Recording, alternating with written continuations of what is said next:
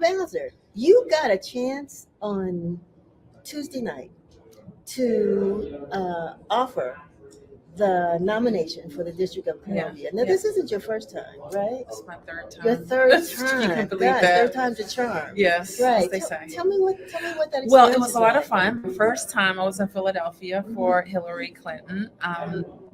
For Joe Biden, we cast the votes virtually. And so the excitement in this arena was just really electric. And the way they handled the roll call of all the delegations, I just thought was so inclusive. It's so much fun and really reflects the joyful campaign that Vice President Harris wants to run and is running. And then, of course, our ask, which you were very clear on, was making DC the 51st state. Making DC the 51st state. And since Hillary Clinton, the Democratic nominee, has endorsed DC statehood and has included it as part of the Democratic platform.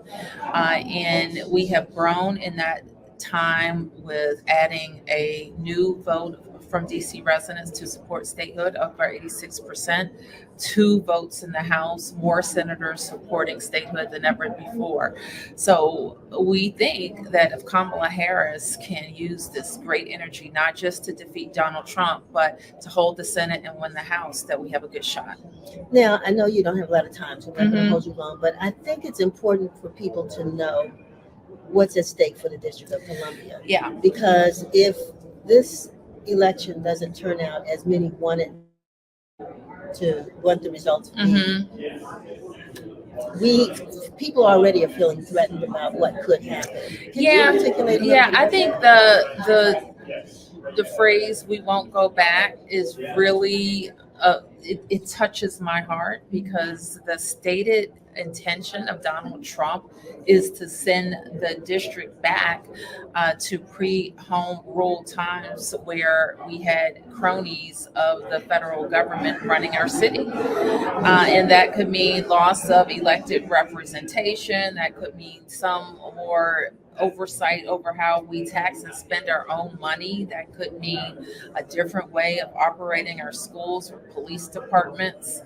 It could mean a District of Columbia that we wouldn't recognize. And so, as fate or God would have it, that's not how it's supposed to be. And I just think that Joe Biden's selfless decision to step aside, pass the torch to a woman who is ready, who is tested, battle tested, and is very effective electorally and in all the ways that she governs.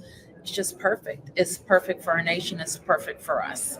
So in closing, we were graced with the Obamas last night. Yes. Michelle Obama was very clear. Yes. Don't wait for the phone call. You know what you need to do. That was my favorite part. So what would you tell DC voters? I would, it's interesting because that was literally my favorite line. She said, don't wait for somebody to call to ask you what to do something. Mm-hmm. Don't wait for somebody to ask you for your support. I'm asking you. And that's an important thing to say when you're running a truncated campaign.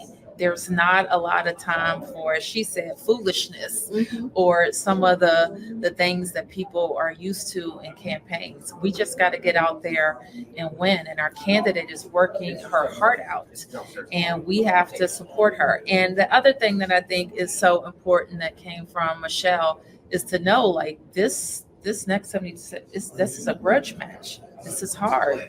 This is, people will be down in the gutter fighting. And there's nothing more than they would like to do than to pull our candidate down there with her. So we want to let her focus on what she has to do, and we want to do the fighting and the fighting for her. So that could mean arguments with friends. That could mean us in our communities.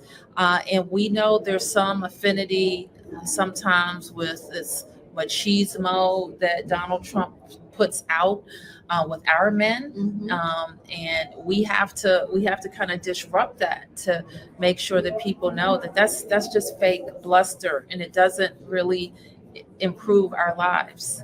And so we want to support somebody whose policies whose temperament, whose empathetic approach will really change lives in our country. Yeah. Well, I want to thank you so very much Thank for stopping by. My pleasure. Again, we still extend our condolences. I'm a daddy's girl, so I understand what you are as well. Yes. So I'm glad that we're able to make it here, Yes. represent us, and send those votes. Thank you. Go vote. All right. Kamala.